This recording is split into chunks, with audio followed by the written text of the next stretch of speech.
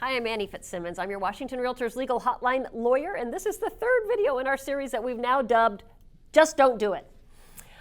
I'm grateful to once again be joined by my friend and fellow educator, Ken Sachs. Hello, Ken Sachs here, Managing Broker, Professional Realty Services International, based out of Spokane, Washington. And today we are talking about what buyer brokers should do when they sit down in front of that blank 35R, knowing that they need to provide a request of seller in order to satisfy buyer. But buyer brokers, you can't deliver any portion, because that's what Form 35 says. You can't deliver any portion of buyer's inspection report without seller's prior consent. So, Ken, how do you draft a Form 35R as a buyer broker asking the seller for concessions when you can't deliver a portion of the inspector's report? What do you need to do? So you simply limit what you're drafting to what you want the seller to do. What do you want the seller to do? Fix this, replace this. You don't go on about why and because, just what do you want the seller to do? And so I don't want brokers sitting down in front of their keyboard drafting language that says seller will make these repairs and then describe the repairs. Brokers, I love you, but you're not competent to do that. I'm not competent to do that. I don't know another lawyer who is competent to do that, who is the one person in this kind of sphere of people with whom we're dealing right now who is competent to describe the repair that needs to be made to solve the problem that the inspector has identified. So what we've done, Annie, is we've sent in an HVAC contractor or a roofer. We've taken advantage of our time to do a secondary inspection, and that vendor has generated a bid to replace, fix, whatever item it is we're talking about. Okay. That is the most important first step, is once the inspector's identified the problems, brokers, you've got to encourage your buyer to get a contractor in to identify the solution. The inspector identifies the problem, the contractor identifies the solution. Ken, do you have to pay a contractor sometimes to get them in to identify solutions? Sometimes you do. Ken and I did one of these video series before, and I loved what you said in that last video. Do you remember what you said? No, I don't remember. When the question I know it's in my head, though, right now. Maybe it is what I said. Go for it. It's going to cost a little bit of money to buy a house. And it's the buyer's house. It's going to be the buyer's house. So buyer brokers, if your buyer has to invest $100 in getting the solution that's important to them, to the electrical problems that their inspector has identified, then they're spending $500,000 to buy a house. Spend $100 to get the electrician's bid, right? Absolutely, and if they can't do that, there's another conversation that we need to have. Okay, so you're going to get that contractor in, and we'll set aside for just a moment some of the issues that are running through some of your minds of, but we can't get contractors in timely. Just hang on to that for a second. Let's move forward with the notion that you are going to encourage your buyer to get contractors in to look at the issues that are important to them based on the inspector's report.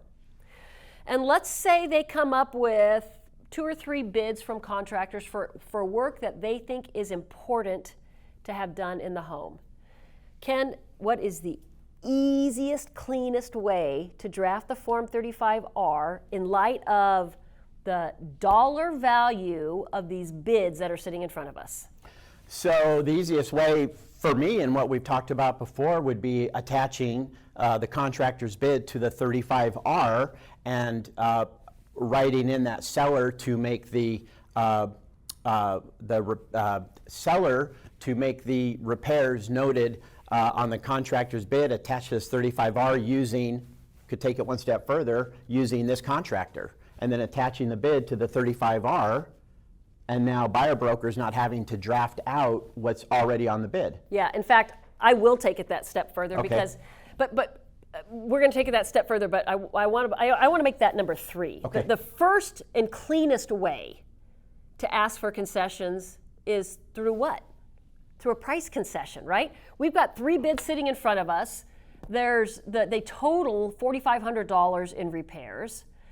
Buyer broker, if your buyer could be satisfied through a price concession, instead of the price being $250,000, the price will be I'm really bad at math, $245,500 to account for these $4,500 in repairs. That's the cleanest way to write the Form 35R. That's what your Form 35R should say. The sale price shall be reduced by $4,500, or the sale price shall be. That's it on your Form 35R. If your buyer's not a cash buyer and your buyer needs to make these repairs, then that's not going to get the buyer. Right. They still got to get a loan if they're getting a loan. Right. So if you can't do a price concession, what could you do? Then what I suggested would be attaching the bid and asking seller, do this. Wait a minute, there's still one more before we get there. Yeah, I want to get to the bid part. I know you do, and you're good at that.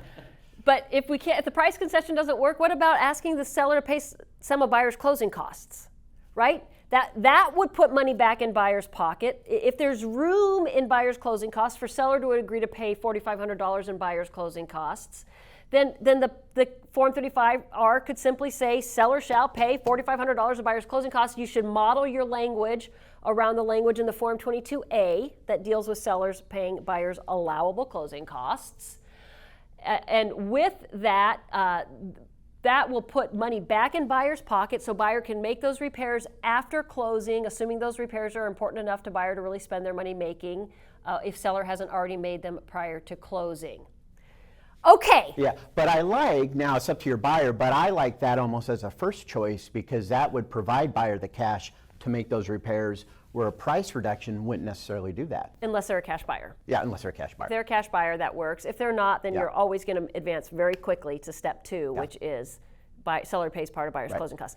But sometimes we have one of two situations happening. There's no more room in the transaction for seller to pay any more buyer's closing costs because seller's already paying all of buyer's closing costs, or the concessions that we're seeking are too high to be allowable, or the repairs that have to be made prior to closing or buyer can't close the transaction, right? Right. So let's say we get to the place where there's no financial concession that works and seller has to be asked to do the work. I don't know. No, so what we want to do is we've already sent in our vendor, right, to do a bid. Okay, so we have the bid drafted, folks, and that's the perfect language written by an expert highlighting what needs to be fixed and how much. Eliminate confusion. Attach it to the 35R, submit it, seller do this by this company. Everybody knows now what we're asking for. There's no confusion. There's no confusion. In fact, pay attention because I'm going to tell you exactly what you should write on Form 35R when you attach that bid asking seller to do the work. Here's exactly what you should say. Seller shall hire XYZ contractor, whatever the contractor's name is on that bid, seller shall hire XYZ contractor to perform all of the work identified on the attached bid. You attach the bid. Brokers, you have drafted language that creates a clear, measurable task for the seller to perform. We will all know when the task has been performed because the contractor will have done the work. Sellers, if you can handle hiring buyer's contractor, you should do it. Because when you hire buyer's recommended contractor, you eliminate the potential for so many post-closing claims. There is no longer a claim that seller hired an incompetent contractor because seller hired buyer's contractor. There's no longer a claim that seller didn't do enough work to really solve the problem because seller's doing all the work that buyer's contractor said needed to be done to solve the problem. You eliminate the claim that seller didn't do all the work that needed to be done because buyer's contractor is the one in charge of determining when the work has been done.